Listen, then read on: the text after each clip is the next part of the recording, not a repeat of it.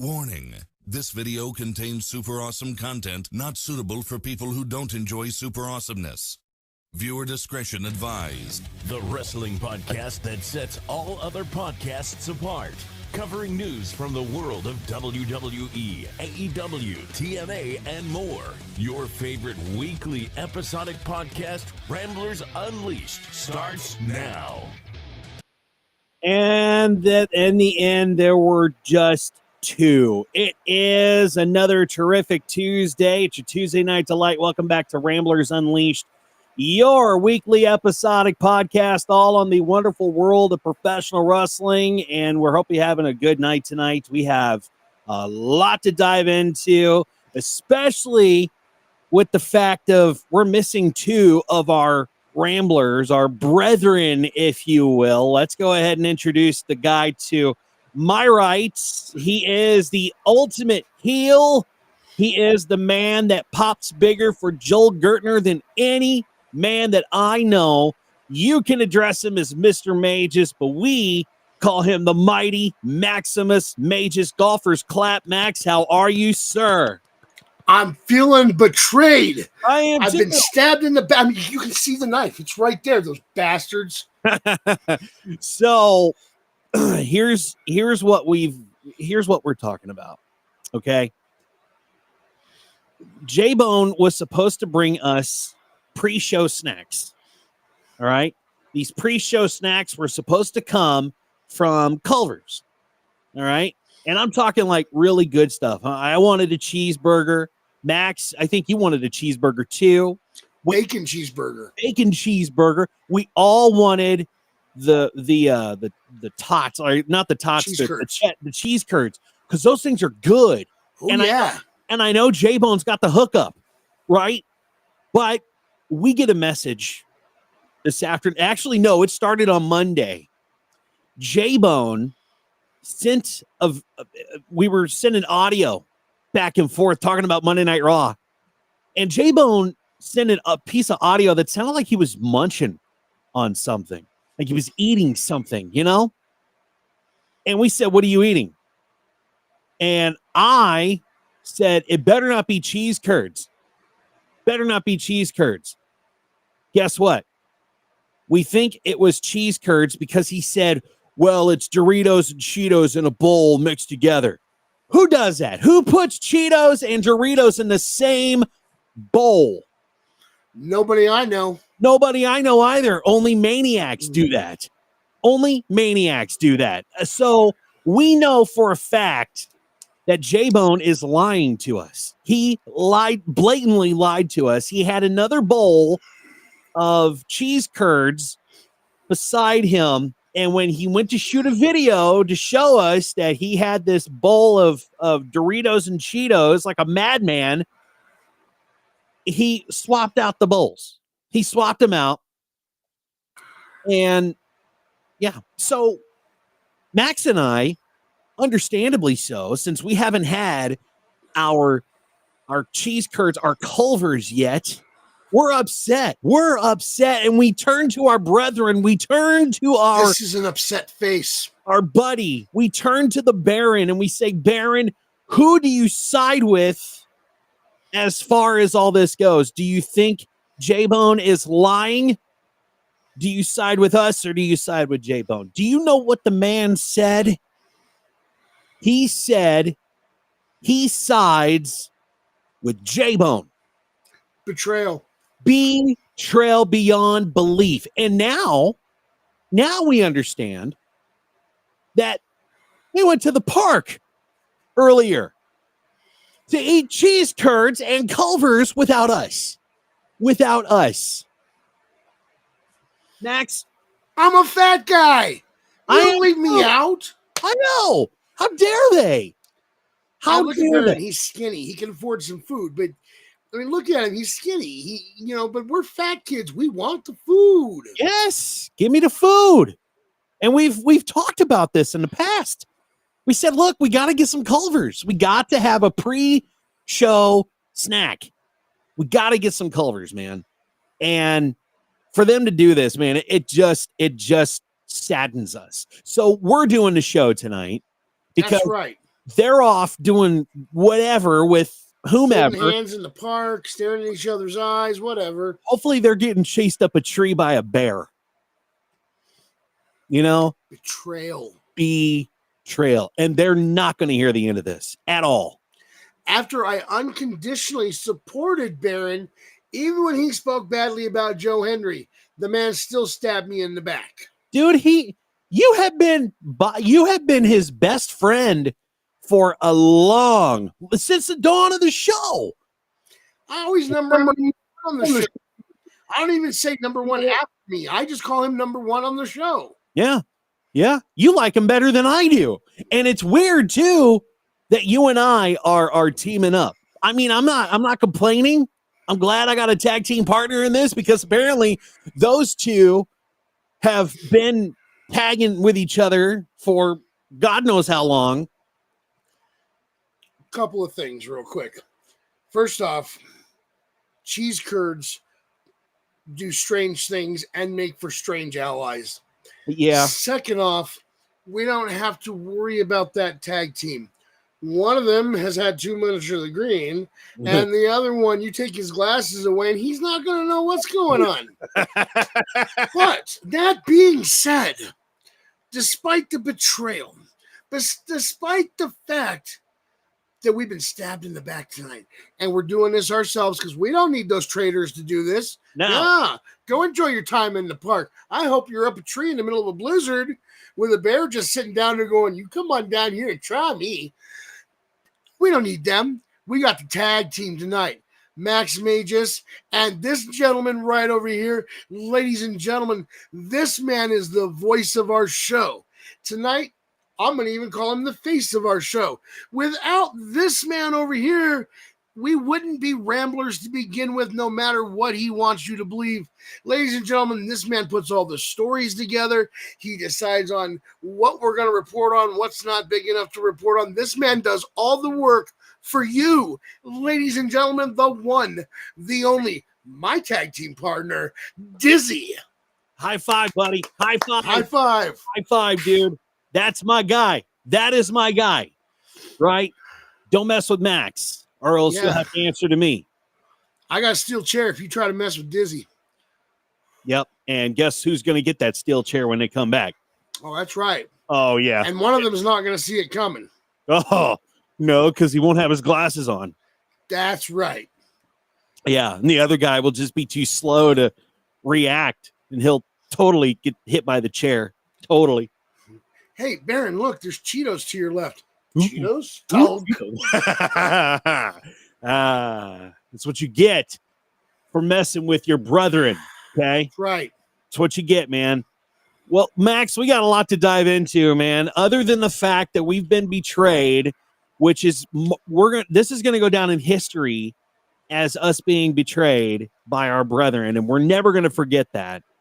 But we have a lot to talk. We have a lot to talk about, man. There's a bunch of stuff going on. Yeah, we don't need them. We can cover all this news without them. We got it. We got it. Well, let's dive into it, shall we? Let's dive into it. The numbers for WWE's Raw debut on Netflix turning heads, with Deadline finally reporting the real number, not a projected number. This is a real number, Max. 5.9 million views in its first week. While Netflix and 4.9 million of those people said they were canceling their Netflix and were not getting it back even for Raw. Yeah, exactly. So while Netflix internal data doesn't really directly compare to traditional Nielsen ratings from Raw's time on USA Network, the initial numbers show a strong start for the flagship program on Netflix. According to Deadline, Netflix previously announced that 2.6 million households tuned into the show on the same day, citing data from VideoAmp. Now, with the week's full viewership reveal, WWE Raw ranks as the fourth most watched program on Netflix. Despite the challenges of comparing the metrics, these figures highlight the show's undeniable momentum as it transitions to a streaming audience. So, Max, I mean, 5.9 million, really quite impressive. A number that, honestly, they really couldn't pull from the USA Network nowadays. Maybe on the Attitude Era, when everybody and their mother had either cable or satellite, everybody had the USA Network. That is an impressive number for Netflix, man. That is. And I was actually I wanted to give you guys a kind of a comparison. Yeah. Maybe this will have it. Mm-hmm. So WWE's AEW Dynamite, or AEW's Dynamite that was on TBS. We're going to talk about some numbers for AEW. Right. Coming up. But my point being, last year, January 3rd, when they were only on TBS, they drew 801,000 viewers. Yeah. 5.9 million people tuned into Raw. I don't know the numbers for AEW because I didn't find them yet, but guys, that's huge. I'm sorry. I'm sure there's people out there going, this WWE should have been bigger. Guys, come on. Not everybody has Netflix. Not everybody wants to get Netflix. 5.9 in a world where people are like, we're canceling our Netflix. That's huge. Come on. Massive. Yeah. I mean, it's weird because as soon as WWE announced that they were going to go on Netflix, I think a lot of people subscribed. A lot of people that were thinking of dumping Netflix that are wrestling fans said, you know what? We're going to check out this product and see what the difference is between them on USA Network versus Netflix, and that's impressive numbers for a debut. And I mean, I know that they definitely treated it like a PLE, which they kind of had to because it's a debut episode on a brand new platform, those are really positive numbers for the program. I'm kind of anxious to see what last week's numbers were with Penta debut on last night on Raw. Yeah, last night. I don't know when those numbers will be available. I didn't even see like a guess number. I have no idea. But I'm interested to see what those numbers were last night for Monday Night Raw. But with the success of WWE comes criticism, and it's time we go from the desk of Max Mages. Triple H, as we know, has been at the helm since taking over as the head of creative in WWE back in 2022. And while many fans are happy with how he has turned WWE around, a former WWE star has criticized Triple H for overexposing himself, not in the way that you may think. So while speaking on the Stevie Richards podcast, Stevie Richards shared his thoughts on Triple H's role in WWE, criticizing how the new era, quote unquote, concept is being overused. Max, here's what he said, quote, Triple H was doing this at WrestleMania last year, constantly talking about new era all the way through. Ever since Vince left in what was it, January 2024, that's all it's been. But now on the biggest platforms, WrestleMania, Raw, Netflix's debut, this is where he's really driving it home that Vince is gone. But if everything is the new era, it's like Dixie Carter's deal where every month something was supposed to change the face of wrestling. If everything's the new era, then nothing is the new era. Now, Max, I have my own thoughts on this, but I really would like to hear from you on what you think of what Stevie Richards said. Well, first off, we're talking about a guy that was a big part of Right to Censor. So yeah, I think we should take that for what it's worth. True. Listen, okay, yeah, you're right. He has said the words new era quite a few times, but if you are proud of something, aren't you going to repeat it over and over? Mm-hmm. I mean, look, we're seeing some of the best TV WWE has ever put out. And it is way better than Tyson's ass in the ring with Jake Paul. Mm-hmm. Styles, I see you there. Okay. The content has improved greatly. And while things like this are subjective and we're not always going to agree on, okay, for example, I don't know a lot about art. I know a little bit. I do like Starry Night, don't get me wrong. But what I do know is I know what I like. And while there are people out there that would look at a painting like dogs playing poker and go, that's stupid. Why would somebody, I love dogs playing poker. Okay. Yeah. It's a fun piece to me. It's subjective. I Mhm. like Starry Night. I don't understand all the Andy Warhols. I'm sorry, sue me. I just don't understand them. But the thing is, I can like something that you don't. For example, music. Let's talk about that for just a second. Some people here, and I'm not saying Dizzy, some people here like Nickelback. Dizzy doesn't. He makes a big point about how much he doesn't like that. Music is subjective. You don't like it, that's great. Nobody says you have to watch it. Phil Mushnick, you didn't like wrestling. You tried to get it canceled. You wanted WWE off the air. All you had to do was convince all those parents that were against it to turn it off. Change the channel. Okay? Stevie, if you don't like hearing Triple H talk about his baby, the thing he is so proud of, you can always change the channel.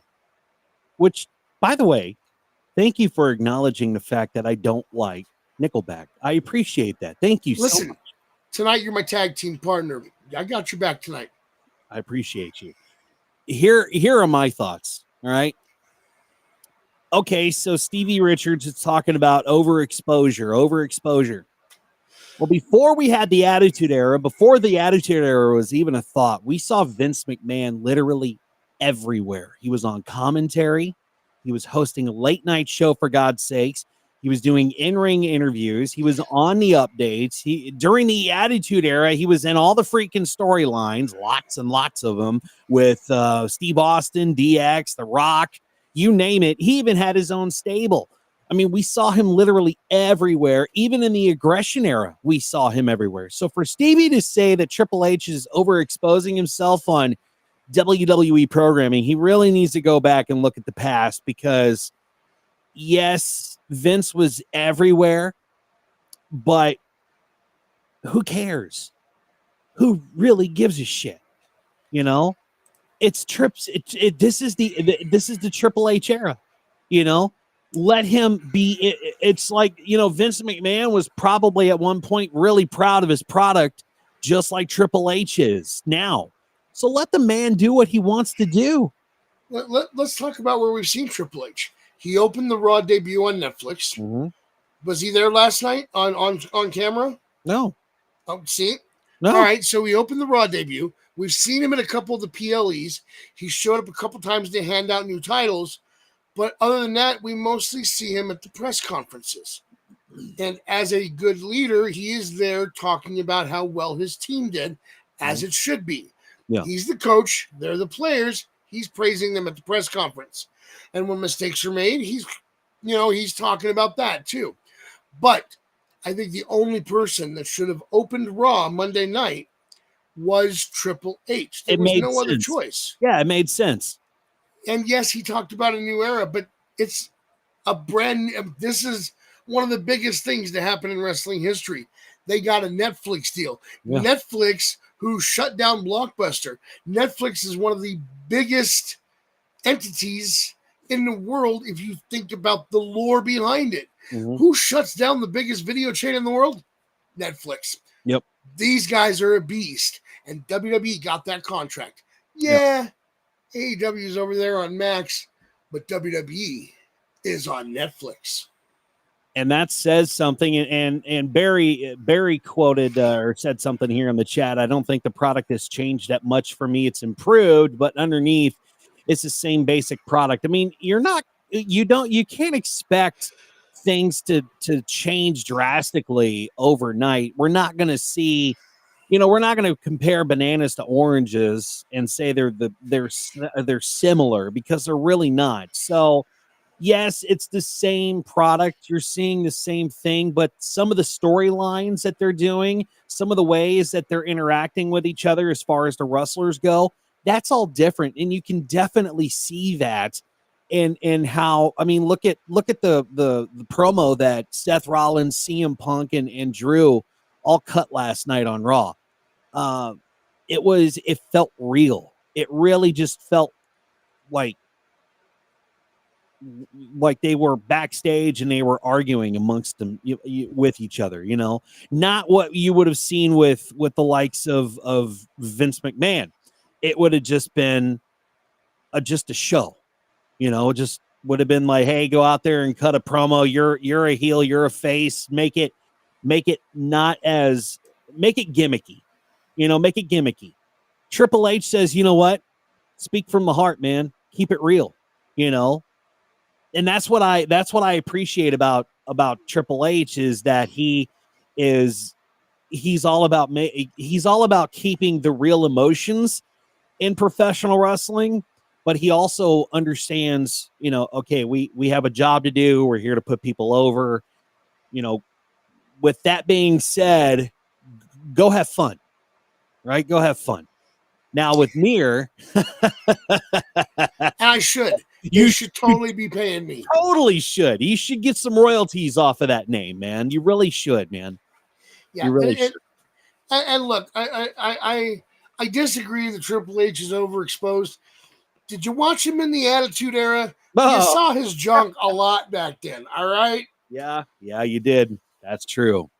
Well, we move on. And this has been a big story. As we know, WWE has been kind of shuffling things around since the Netflix move. Michael Cole is back on Raw. Joe Testatori is on SmackDown. And now Corey Graves was moved to NXT.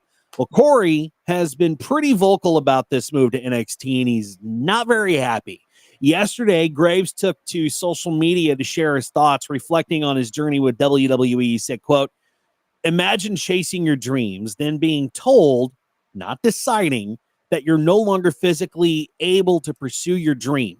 Then you dedicate your life to something dream adjacent and being pretty fucking awesome at it. And then when it's time to enjoy the fruits of your labor, being told you're not famous enough to do for your own job, end quote. He wasn't on NXT tonight, so it's kind of up in the air what will happen with Corey Graves. So was it wise for Corey to take his frustration onto social media? Or do you think, Max, this is a bullet to his career? And I know that you shared something in the chat that Jonathan Coachman tweeted. And I'm going to pull that up while you talk. Listen, this could be a work. This could be building to a work. Or this could be shooting yourself in the foot. Listen. The dirt sheets don't always get things right. So Maybe there's a legitimate shoot going on here, but maybe that's just what WWE wants them to report. You never really know until the situation actually plans out. And in this particular case, Corey Graves has been a good company man for a while. Mm-hmm. But if he is doing this and there's no story involved and this isn't a work that WWE has approved of, this is going to suck because I happen to like Corey Graves.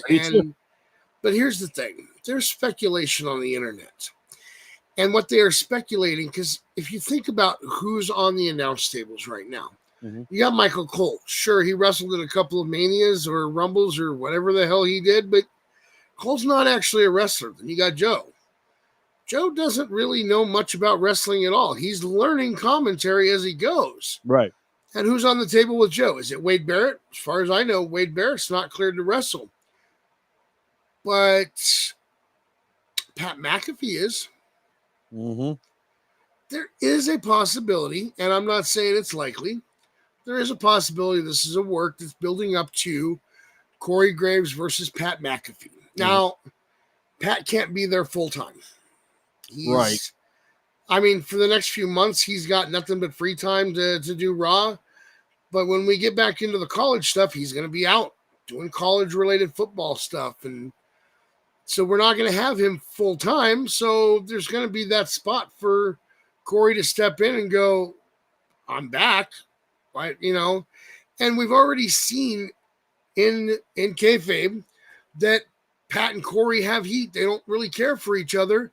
Well, I don't think Pat really dislikes Corey as much as Corey dislikes him, but every time we've seen Pat show up while Corey's out there with Cole, you didn't tell me this guy was coming. But Corey's the heel. he's supposed to not like everybody, right? Right. He's color commentary. He's supposed to be the bad guy and not like everybody. Yeah. The problem is that for a while there, WWE had him trying to be the anchor on commentary, which made it to where he had to be the face. So, yeah, him and Pat McAfee have the heat, but I'm hoping that that's what this is. I really do. I do too. WWE is getting better at playing the long game, and I hope that's what we're stepping into. Yeah. Because at the end of the day, to lose Corey Graves would be a grave mistake, in my opinion. Yeah. And yes, I used his name on purpose. Pun intended. Yeah. Let's go ahead and show what Coach said on social media. He says, and I quote, "So Corey is upset for being bumped from the main announced roster. Happened to JR 5 times. Happened to Cole multiple times. Happened to me multiple times. He is right. He is really good at his job. But playing in the sandbox a little bit better might not hurt next time. Embrace whatever role you have and understand that you are lucky to have it. There are only 3 to 5 of these jobs at the highest level. Who knows? Maybe they asked him to be a part of a 3-man booth. We know he doesn't like that. LOL. Sorry, had to. Last line of joke. The rest, it's the wrestling business. It happens." And Coach is so right on this. This is the wrestling business. This happens. I mean, shoot, you think about radio. It happens in radio too. People get shuffled all the time, and you have to think about like bigger companies. Things, CEOs leave, new CEOs get named, and things are always changing because wrestling is evolving and things are changing. And there may have been some deals made with Netflix that Netflix said, "Yeah, we want Michael Cole." And we want Pat McAfee because they sell, right? They're money. And Triple H and WWE said, "Okay, well, I guess we have to shuffle a couple things around." So they moved Joe Testator to SmackDown. They can't really get rid of Wade Barrett because Wade's the heel on SmackDown. And so where else are they going to put Corey? They have to put him somewhere because he's still an employee. So put him on NXT with Booker T. It doesn't matter that he's on NXT. He came up in NXT. That's where he came from. So why wouldn't he want to go home? I understand you want to be on the big show. I get that. But just like what Coach said, you have to understand how to play in the sandbox. And this is your job, man. You have to, I mean, you can tell that your employer that you're unhappy, but for you to go on social media and start blasting them, if this really is a shoot, that's not a good look. So I really, really hope that this is a work. I really hope that they're leading up to WrestleMania between Corey Graves and Pat McAfee, because that gives Corey Graves a little bit of time to get back into the ring and shake off the ring rust. It gives Pat McAfee a chance to shake off the ring rust, even though he's already been in the ring a few times. He hasn't really had hasn't had the exposure in the ring like Corey Graves has. But I really hope that this is leading up to a WrestleMania moment. And Mir said it right, man. Mir said Corey thinks NXT is beneath him. And that's sad because if this, like I said, if this is a shoot, if this is legit a shoot and there's heat between WWE and Corey Graves, this is going to be a bullet in his career, man, because WWE will get rid of him just like that. Two quick thoughts to give some perspective, and this is on both sides. If it's a shoot, let's talk about a couple of things. First off, legend has it, X-Pac walked into work one day, was told, "This is who you're facing. They're going over. This is how it's going to happen." X-Pac looked at him and said, "No, we're not doing that." And they put him on the bench. He wasn't on TV. They told him to sit down until they could decide what to do with him. And then they let him go not long after that. So if this is a shoot, keep in mind that telling them what you're going to do and what you're not going to do when they have said this is what you're doing is not the right way to go about it. But let's talk about the other side of the coin just for a moment. What is NXT primarily used for? Yes, it provides us with some very entertaining stuff. but primarily NXT is meant to be developmental. Yeah. You're supposed to be practicing your skills and getting ready to go to Raw or SmackDown. Right. So for just a minute, I understand a lot of people are siding with the WWE on this situation with Corey Graves. My nephew's one of them. I told him what was going on earlier. He said sounds like Corey Graves is whining. And yeah, you know what? Kind of, I agree with you there. But think about this, okay? This is a guy who did his time in developmental, even did commentary with developmental, worked hard to earn that spot on what is considered the big leagues even today. They want you to think they're three equal brands, but they're not. If they were three equal brands, we wouldn't see New Day put in an appearance once every 6 months Right. and then go away. Yeah. And go back to Raw or SmackDown. And Bailey was just on NXT tonight. So does that mean that Bailey is NXT is below Bailey? No. Or Bailey's below NXT? No, absolutely not. But they didn't ask her to go full time back to NXT. That's what I'm saying. No, they didn't. But and I'm not defending this. All I'm saying is think about it from his perspective. He spent his time in the developmental, worked hard, earned his spot up there on that top level, and then one day they're like, we got to send you back over to NXT. I'm not saying I agree with it if it's a shoot. I'm not agreeing with what he did, but I do understand the reasoning behind it if this is a shoot. I get it. I get it too. I understand that, but you know what else are they going to do with them? They only have so many Saturday night main events that they put on NBC and Peacock. He can't go there. So what other weekly show besides SmackDown and Raw is he going to be on? The NXT is it. Collision. Wrong. No, wrong. That was a joke. Please do not go over there. They're going to treat you even worse. Oh, Lord Jesus, yes. Please don't go over there. If this is an actual shoot, Corey Graves, please don't go to AEW. For the love of God, don't do that. Listen, off topic real quick. Corey, how's your wife? Carmella doing good? We haven't seen her in a while. You know, I hope everything's good. I hope you guys hope that kid of you guys is looking beautiful. Yep. You know, shout out to you and the wife. Yeah, for sure. With that being said, last night we finally saw the debut of Penta as he took on Chad Gable in a singles match. It was a major moment for the former AEW star.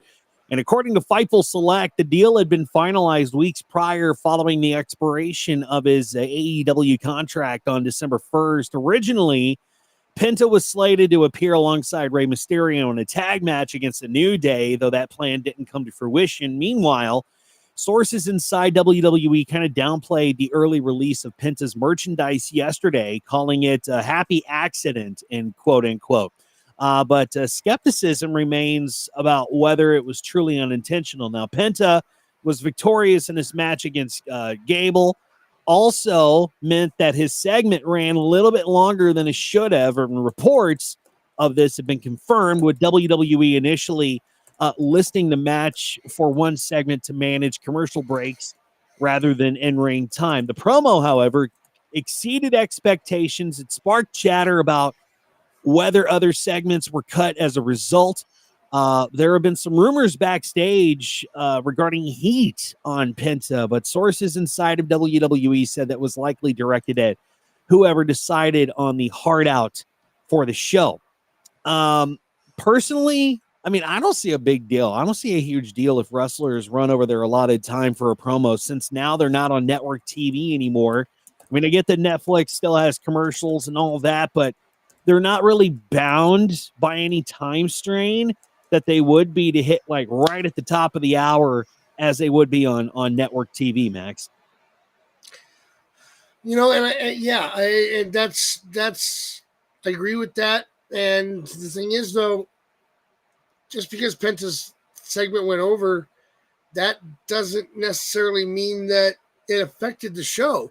Because I don't know if you noticed, but last night's Raw was only 2.5 hours. Now, if you remember, Triple H said we will run as long as we can. We have the authorization to run as long as it takes to tell our stories for the night.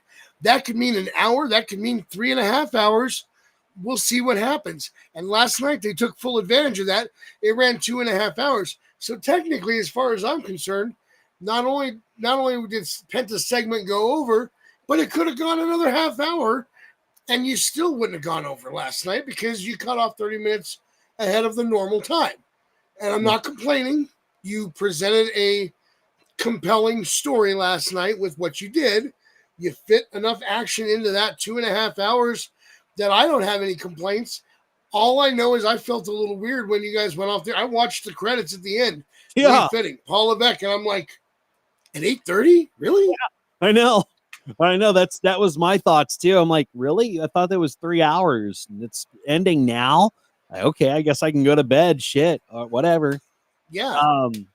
It was weird how they ended it, and it's not like, because we're so used to seeing it as, it end at the top of the hour, which is weird. Max, while you were talking, I kind of wanted to pull this up because this is a total slam against AEW. That's great. That is perfect. That is absolutely perfect. But it was good to see Penta on Raw last night. We finally get to see Penta. I wish his brother Phoenix was there.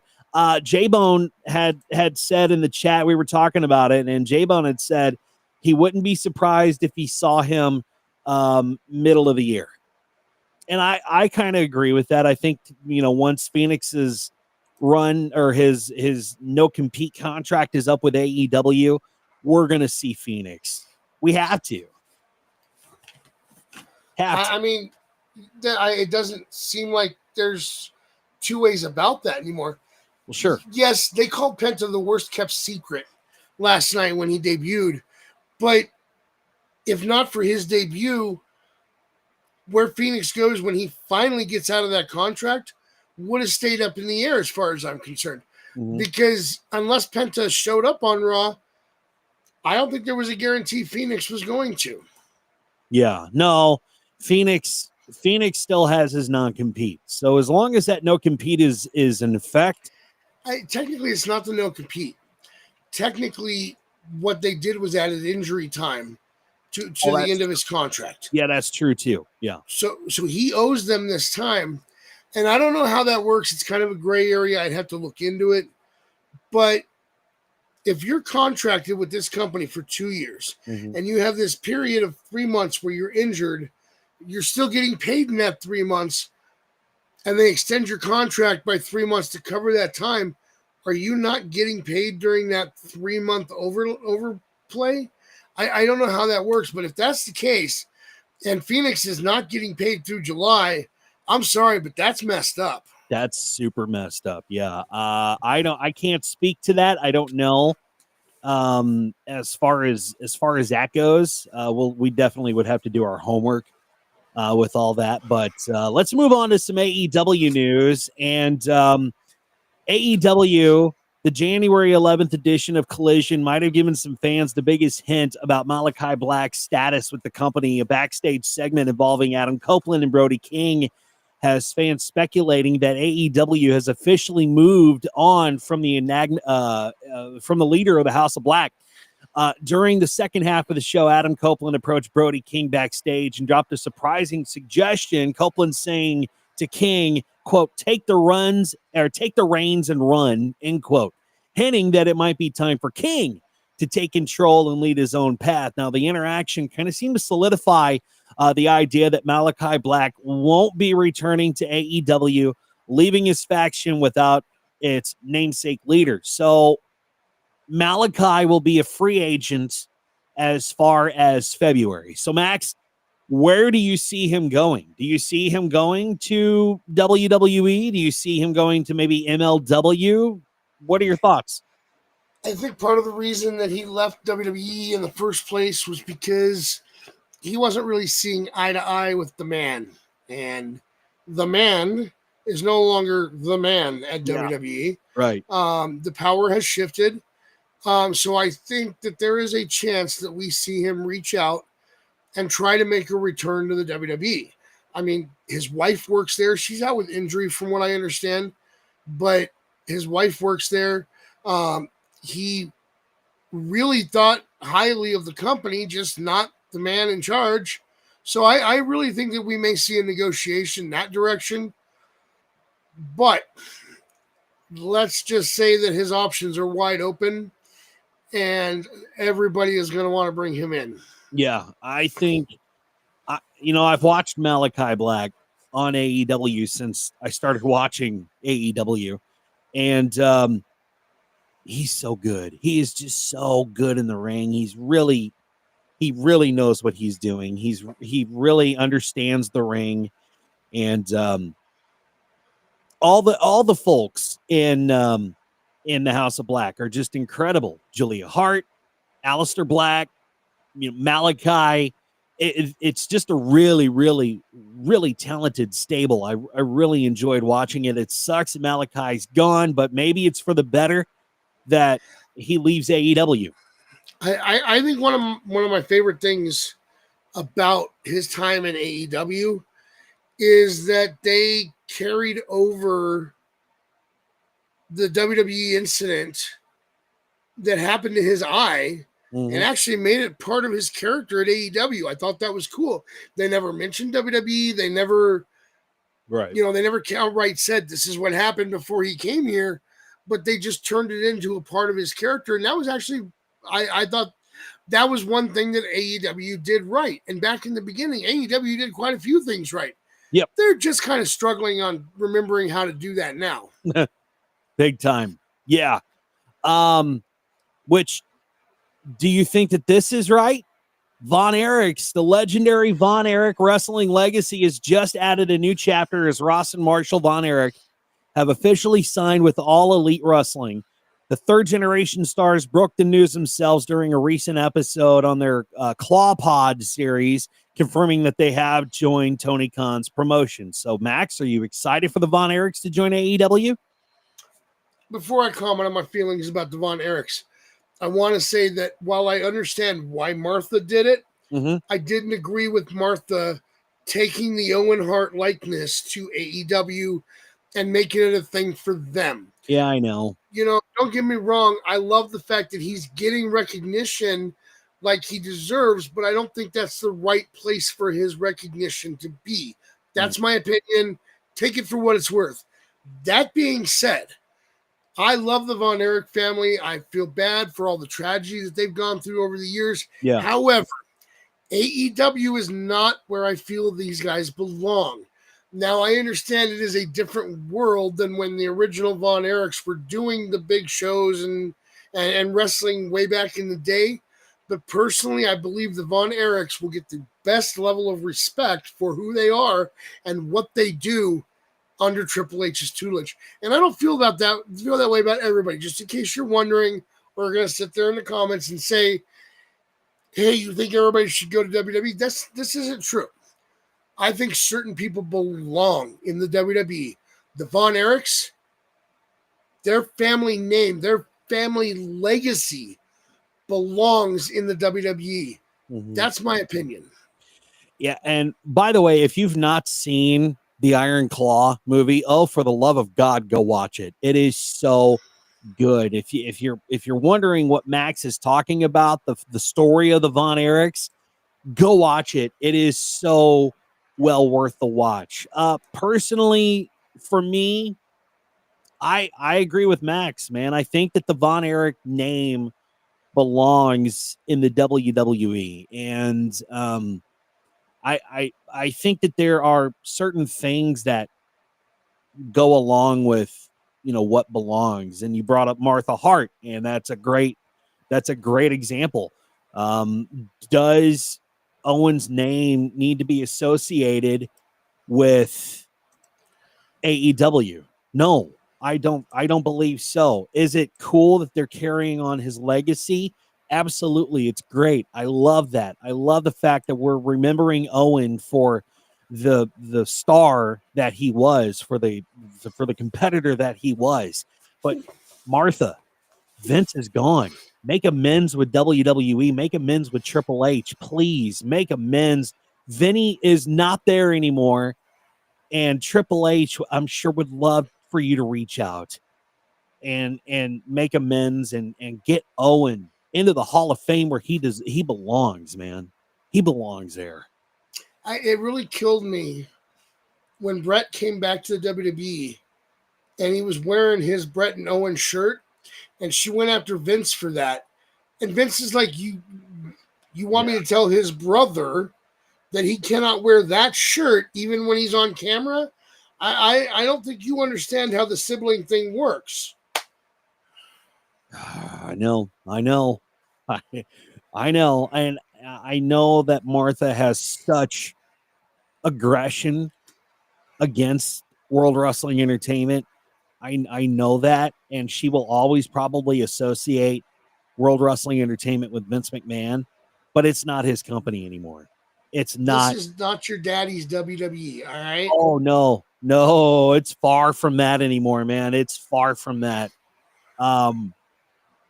I really do think Martha needs to reach out, or somebody from WWE needs to reach out to Martha and say, look, we want to put, with your blessing, we want to put Owen in the Hall of Fame. And I'm sure that they've already tried to do that now that Vince is out. But gosh, that would just be so incredible. I would honestly, I'd probably cry if that happened and we get to Mania and Owen is in the Hall of Fame. I'd fucking sob. Like, I'd cry, you know. But we'll have to see, because it just depends on how well this partnership with Martha Hart and the Hart Foundation and AEW are doing, how well it's going over, because right now we know that AEW is struggling. And let's talk about some viewership numbers from Collision for January 11th. It saw a decrease. Last week, Collision saw Pac made his return against Commander. Chris Jericho beat Dax Harwood, and Powerhouse Hobbs dominated the Death Riders.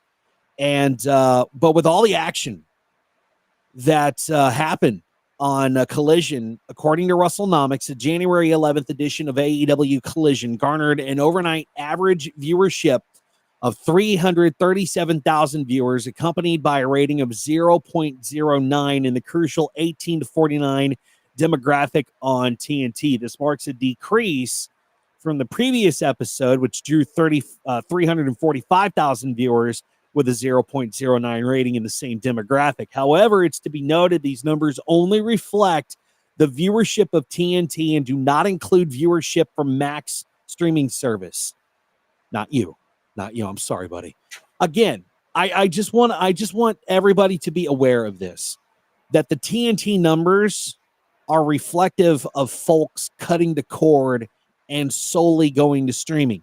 They're not going to have the numbers for HBO Max yet, right? But some people are even canceling their YouTube subscriptions, their Hulu with live TV, Sling, Fubo, all these carriers that carry TNT and the Turner networks. And just to save a couple bucks, since the price has become a big factor, Max. I mean, we've seen cord cutting affect everything, and I think it's affecting professional wrestling profusely, to the fact that these professional wrestling companies like WWE and AEW are looking at different options, which is why we have Raw on Netflix and why we have AEW now on HBO Max.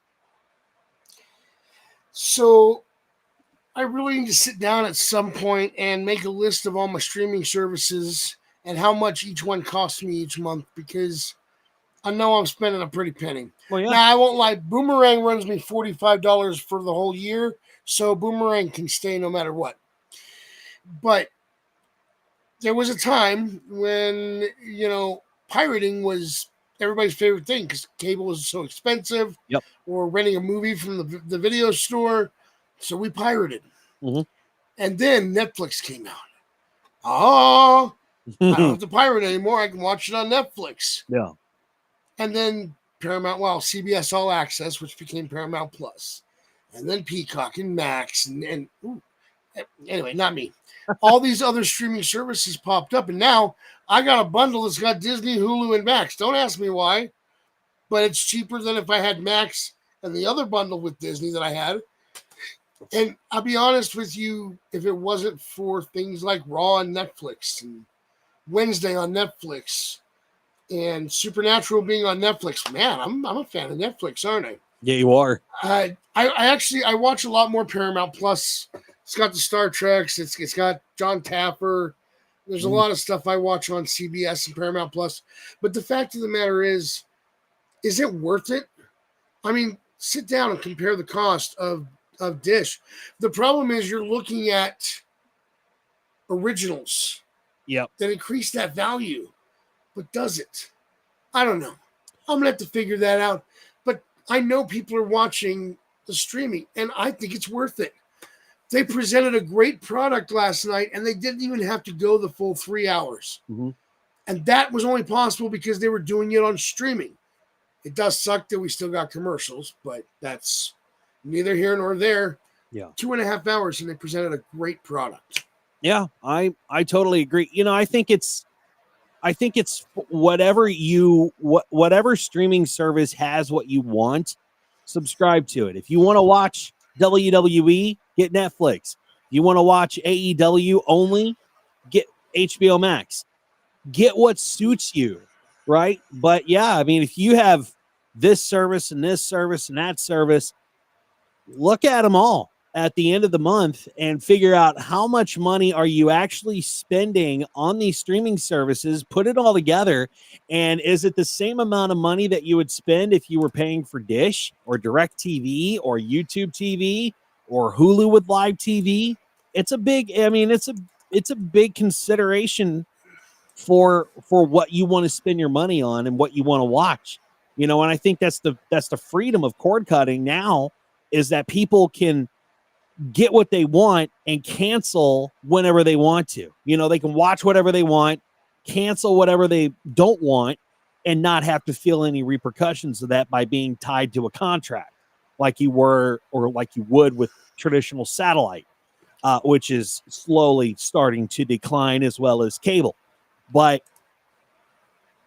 you know, again, we're in a brand new era, man. It's a weird era, but here we are, and professional wrestling has to adapt somehow.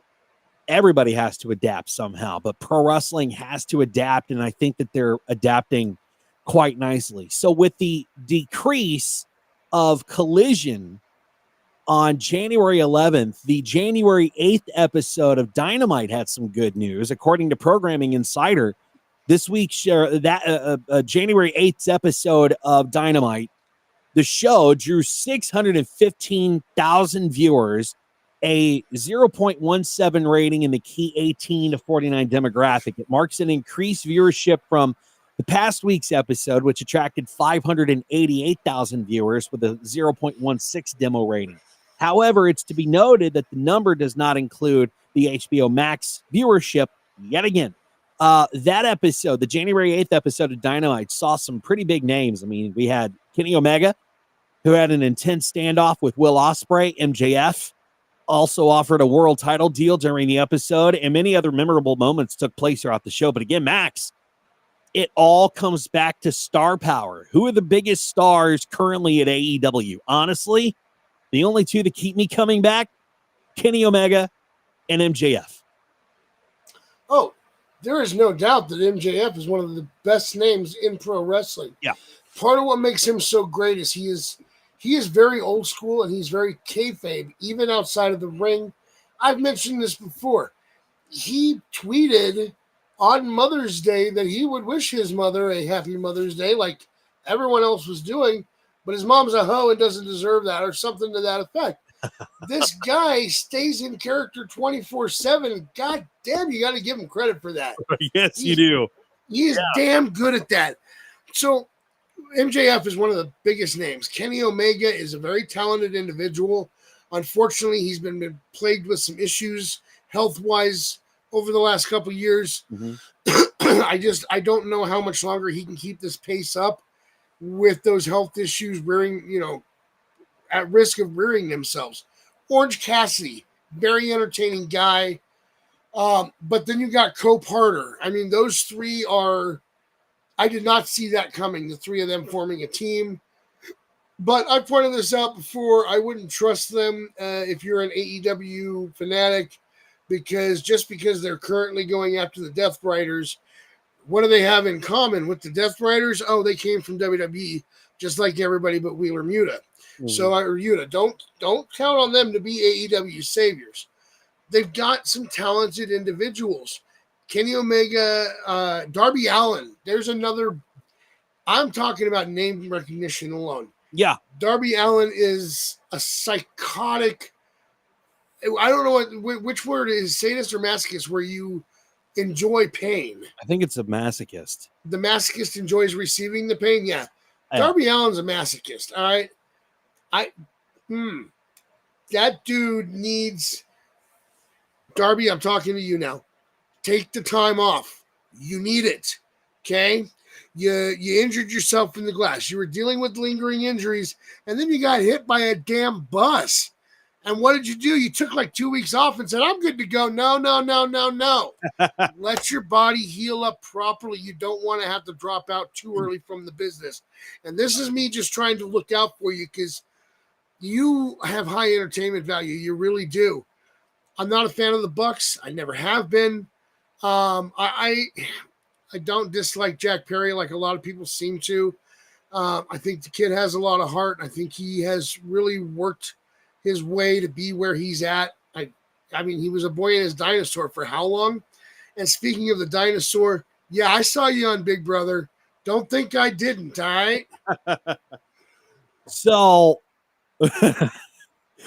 since we're on the topic of AEW and we've already discussed Corey Graves and his disdain right now as far as what WWE is doing to him, I was just, while you were talking, I went to Facebook. And I don't know why I went to Facebook, but I'm kind of glad I did because this is just so epic. This comes from the History of Wrestling page. And it's Corey Graves showing up on All Elite Wrestling television.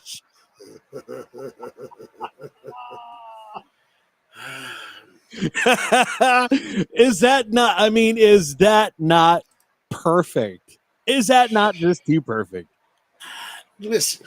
I think it's hilarious. Don't get me wrong. Yeah, right. Yeah. But I'm going to channel the Iron Sheik for just a minute. Yeah. Fuck the Hulk Hogan. Wait, hold on. That wasn't Hogan. Fuck the Logan Paul. Wait, that's not Logan Paul. Wait, no. Fuck the Tony Schiavone. Yeah. All right? Yeah. I'm not a fan of. You know what? I'm not even going to talk about him. Yeah. Let's put him in that same category I have what's her name in. She who I shall not name. Tony Schiavone will now be a he who I shall not name. All right. Well, let's move on to some happier news and go to TNA. Matt Riddle. TNA, I know. Yeah. Matt Riddle is in the news for TNA, and he didn't hold back when discussing his TNA debut during TNA Turning Point. He dropped a pretty surprising claim here, Max. He said the company still hasn't paid him for stepping in during WrestleCade weekend. Here's what he said, and I quote, "There was no call made. I was at WrestleCade signing autographs, doing pretty well and making pretty good money, and a lot of people lined up to take a picture with the bro. Tommy Dreamer and Ariel Schneer, I believe that's how you pronounce the name, came up to me and said Trey got into not a horrible car accident, but not a great car accident, and he probably wasn't going to be able to make the show." Now, that's end quote. Now, despite not being under contract with TNA, Riddle decided to go and help out. He said, quote, I saw a company that was kind of in need, and I saw one of my friends, Zachary Wentz, was definitely in need. His boy was out. I teamed up with them and teamed up with Jeff Hardy in the past before, and I've never wrestled the Hardy Boys. For me, I had never done TNA, wanted to do that, can't really pass up an opportunity to wrestle the Hardy Boys, end quote. Now, despite the payment issue, Riddle praised TNA for their professionalism during the event and clarified that he has no long-term plans with the company. But I do need to make it clear that TNA has denied Riddle's claim of non-payment for Turning Point. So, Max, what are your thoughts on this? Because I know that you've been in the business. You've probably seen something like this. What are your thoughts? Hey, first off, I'm a huge fan of the Bro. All right, let's get that out there before I start in on what I'm about to say. Here's the problem. Bro was probably stoned when they offered him the deal, and he signed a contract saying he'd do it for a dime bag to make that appearance. They gave him the dime bag. He went and smoked that and forgot that he got paid. Wait, are we at AEW? Yeah, no. Yeah. That's an 8-ball. Yeah, that's right. That's right, yeah. Listen, yes, it happens sometimes. Not usually with TNA, not lately at least. They are pretty good about staying on top of stuff. I trust Riddle, but I'd have to verify this. If TNA says they paid him, I mean, they could show us the canceled check, I suppose, but I mean, other than that, I don't know. TNA is trying not to get that negative publicity again like they did all those years ago when the purse strings got tightened. Yeah. Yeah. That, and especially with this deal that they have with WWE, they've got to play their card straight, or else that deal I would assume, is going to be gone. Yeah. You know, I'm pretty sure if TKO finds out you're not paying your people, even for a one-off appearance, TKO is going to go, yeah, we just don't want to be in business with you anymore. Trips, cancel all contracts with TNA. Yeah. And if that happens, I'm going to be upset because I love me some Joe Hendry. I know. Because we all believe in Joe Hendry. We all believe in Joe Hendry. Well, except Baron. But you know what? Baron is a freaking traitor, and so is J-Bone. Yeah, you two stay gone. Stay playing with those trash pandas in the tree. Yeah. Yeah, absolutely. Well, my last piece of TNA news, TNA officially bid farewell to some pretty big names as contracts expired at the end of 2024, leaving stars like Speedball Mike Bailey, Steph DeLander, Kushida, Aiden Prince, Jade Chung, Trent Seven, and more to explore their next moves in the wrestling world. Well, TNA officially with that bidding them farewell, Kushida apparently has maybe a potentially new home, as well as Mike Bailey and Trent Seven, and that is at MLW. Now, Max, I don't know much about the MLW promotion brand. Do you? I've heard of it. Yeah, I've heard of it too. I mean, it's a name that's making its way up into, that's not Maple Leaf, is it? I don't think so. I think MLW is like Major League Wrestling. Okay, so it's Major League Wrestling. But Kushida did a one-off appearance at MLW. And that could mean that Kushida could have a new home for forever, for as long as he wants, as long as the contract is good to go. Well, I just pulled up their website, MLW.com. Yeah. And two things jumped out at me right away. Three things. All right. Eric Bischoff's face. Kushida is on the... Now, let me be clear. At the top, they have a little banner for Super Fight 6, which is Saturday, February 8th. Live on YouTube, in case you're interested. Or tickets available at MLWlive.com. Doesn't have ticket prices on the poster. I don't know what that means. But this poster is where I see Bischoff's face. I see Kushida on the far right of the poster. And right in the middle, directly next to Bischoff, I see Riddle holding a title. Ah. Okay. Well, I mean, we talked about TNA. We talked about the stars of TNA with the contracts expiring, where they were possibly going to go. You know, where are they going to land up at? You know, Some of them could land up maybe down the road NXT. We thought Speedball Mike Bailey was going to join AEW. I don't know if has that happened. Not that I've seen. I could have swore we reported that Speedball Mike Bailey was going to AEW. Oh, we reported it, but I don't think it's happened yet. And I thought, and I'm looking this up as I talk.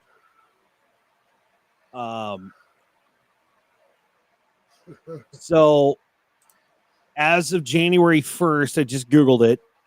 As of January 1st this year, Speedball Mike Bailey is a free agent and is expected to sign with All Elite Wrestling soon.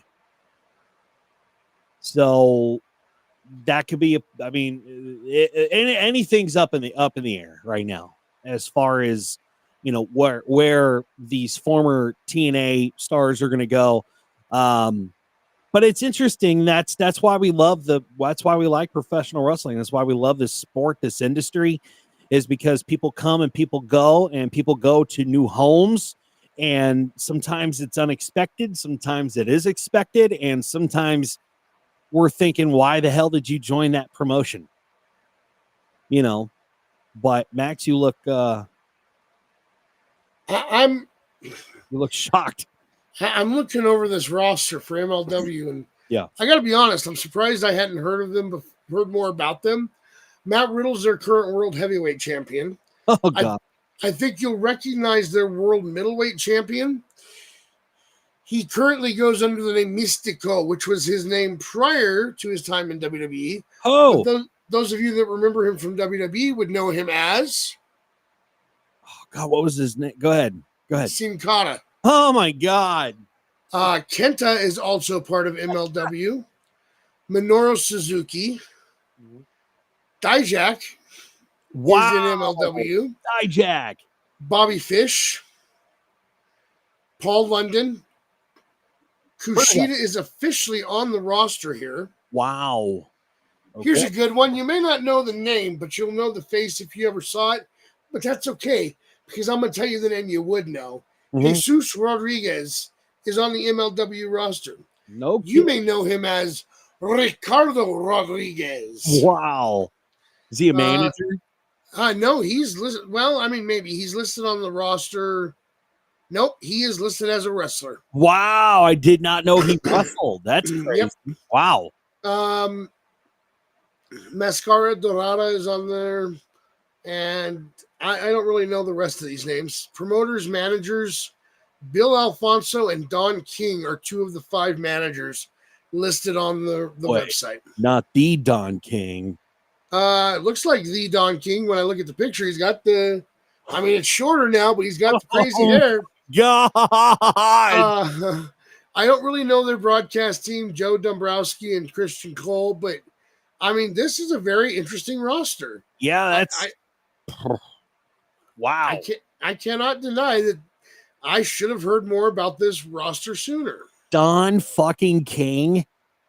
Yeah. Oh, wow. You guys may have mentioned this name in the past on the show, but Mads Kruger is also on their roster. Why is it name kind of rings a bell? Wow. And so MLW sounds like it's a promotion to watch out for. It does sound like it. I may have to pull it up on YouTube at some point and see what they're all about. There's one more thing. Courtney mentioned it earlier. Yep. Mir mentioned it. Kind of curious about it myself. If she is the knockout champion, well, I mean, it's TNA though, so I guess that's part of the whole open door deal. Yeah. But let me post this. Since it is a TNA worker that's at a WWE show, could we see Masha Slamovich in the Jordan Grace spot from 2024, where she is a surprise guest entrant? Whereas I think Jordan Grace is going to be a surprise regular entrant. Boy, that would be good, wouldn't it? I mean, you're putting over TNA. You're letting their women's champion be part of your Royal Rumble, which is getting them exposure which gets TNA exposure. So whether you like it or not, I think it's a good idea for both companies. Oh, absolutely. Well, I mean, this whole partnership, we've talked about it, man. This whole partnership is just great. You know, I'm enjoying the hell out of this. Although, if I'm being honest, I'm still concerned. I mentioned this to you guys last night. So far, there is nothing that's been discussed about the Women's Rumble that I have seen. Well, I mean, how far out are we from the Rumble? 18 days. Yeah. Usually by now we know at least a handful of the women's entrants, just like we do with the men. So here's who they're predicting. All right. So they're predicting Chelsea Green, Piper Niven. They're also, come on, where the hell? That site sucked. Give me just 1 second. Let me go see who they're predicting. Becky Lynch could declare for the Royal Rumble. Nikki Cross. I guess we weren't paying attention last night. There has been one announcement of who's in the Rumble for the women's side, and it apparently happened on Raw last night. Who was it? Because I missed it. Nia Jax. Oh, yeah, that's true. Yeah, I didn't miss that. Yeah. So Nia Jax. They're saying maybe Roxanne Perez could make an entrance to the Rumble. Jade Cargill, Masha Slamovich, Jordan Grace, Alexa Bliss. Maybe Alexa Bliss. Maybe, I don't know. She just changed everything on her social media page. Yeah, that kind of concerns me, but me too. I'm gonna be honest. I'm gonna hold out hope because I know about the rest of y'all over here. Yeah, but I love Alexa, and I hope to see her back. I hope so too. I really hope so too. And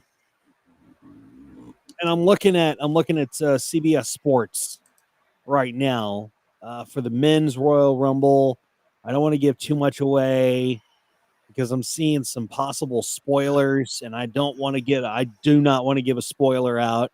If you go to Wikipedia, yeah, it gives you exactly who's already announced. It's the confirmed names. There's no spoilers involved. So I can read off the men's list if you want me to. I got the men's list right here. So far, from what we know, it's LA Knight, John Cena, CM Punk, Jey Uso, Roman Reigns, Seth Rollins, Drew McIntyre, with I would assume some special guests. Oh, yeah. Running through the Rumble. Do you have any more? No, that's the whole list I have that's confirmed. Okay. All right. Speculation wise, I suspect they're gonna say his name and he'll appear. I think that's gonna happen. I just don't know who else would be able to. Would no Barry, bad Barry. Oh no. Well, for the love of God, no. If he comes out, I hope he's eliminated like right away. I'm talking like he runs into the ring, doesn't get a shot in. He just runs and somebody just throws him over the freaking rope. I got a better idea. Hogan comes out, his music plays, Jimmy Hart hits him with the megaphone, and Truth runs past and gets in the ring. Oh my. Yeah. So we'll just have to see, man. We'll just have to see. Looking forward to Royal Rumble, but that's the show for tonight. And you know what, Max? I think we did a damn good job. Oh, I know we did. And we didn't need those traitors stabbing us in the back. No. And by the way, they still owe us some Culvers, damn it. Oh yeah, totally, 100%. Totally, especially J-Bone. J-Bone definitely owes some Culvers, and we have a month and a day until my birthday. J-Bone, you better make it happen. You have a month and a day. Month and a day, all right? And By the way, Max, I'm even willing to look past the whole dress thing for you because of the 211 subscribers that we have. Because I'm applauding you guys, by the way. yes, thank you for the 211 subscribers. I don't know if you know how much that means to us. You subscribing and you liking the videos tells YouTube that you like what we do, and that pushes our videos to more people. And we certainly do appreciate that. By the way, our short, we just put up a short from the last video that we did, and I got over 500 views. Over 500 views. Thank you for that. We so appreciate that. Max is right, man. I mean, we put in a whole mess of time for this show to keep it as entertaining as possible, to keep it as informative as possible, because we love professional wrestling and we love you, and we want to put on a decent show for you. So thank you for hitting the subscribe button. Thank you for hitting the like, and thank you for tuning in every week to watch us do what we love to do, and that's to ramble about professional wrestling, even if we have two traders on the show. Listen, we have fun doing this, and but it's not. Why should we do this if not for you guys? If you're not there watching us, we'd probably just stop doing the show, and what fun would that be? Exactly. So we only do this because you guys enjoy listening to us. Yeah. If we ever get to a point where you get tired of us, don't you worry. We'll kick those two traders off the show, and Dizzy and I'll do it ourselves. Yeah. Damn right. Damn right. We got this. We don't need those traders. We did a great job tonight, and we kept it under the 2-hour mark. Still got a lot of stories in. I am so proud of us. Courtney, we love you too. We love you, Courtney. We love you too. Absolutely. I can't do the heart with the fingers like the kids do. Yeah, there you go. I like that better. Yeah.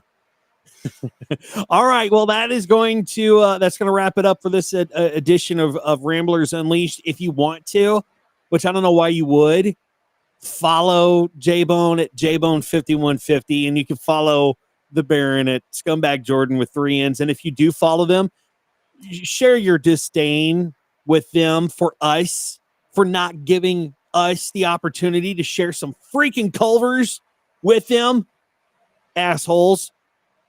Man, Mr. Mages, how can they follow you, sir? Well, you can find me at Max Mages if you're looking for the wrestling account. If you're looking for the nerd account, go to Our Shots Podcast. If you want to check out Our Shots Podcast, it's random-shots.net, or pretty much anywhere you listen to other podcasts except YouTube. I'm still working on that one. I'll get back to you on that. Okay. Well, if you need help, you let me know, and we'll see what we can do with that. But Max, I'm happy to say that this is the first show that you and I have done, and I haven't hated you.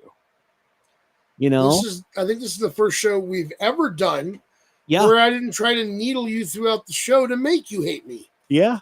So there is hope in this weird world that we're living in right now. Even with the two traders gone, we know where you live. Yeah, we do. I'll take you right to Baron's house. I know exactly where he lives.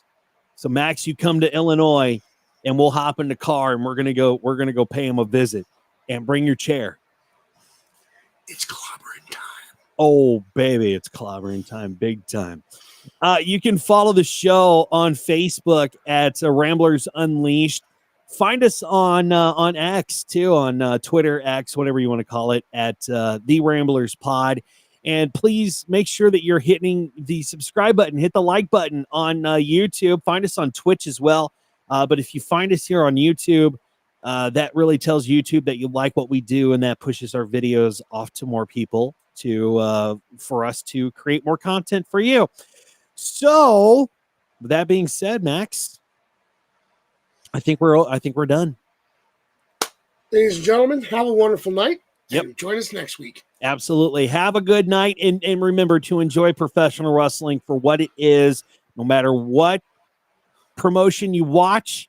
watch professional wrestling, love professional wrestling, and we will do it again next Tuesday. We'll see you. And if you have a small local independent near you, no. Absolutely. Yeah. If you have a small independent, go see them. Go see them and enjoy professional wrestling. We love you. We'll talk to you later. Thanks for tuning in to Ramblers Unleashed. Follow the show on social media, subscribe to our YouTube channel, and click the bell icon for notifications of upcoming episodes.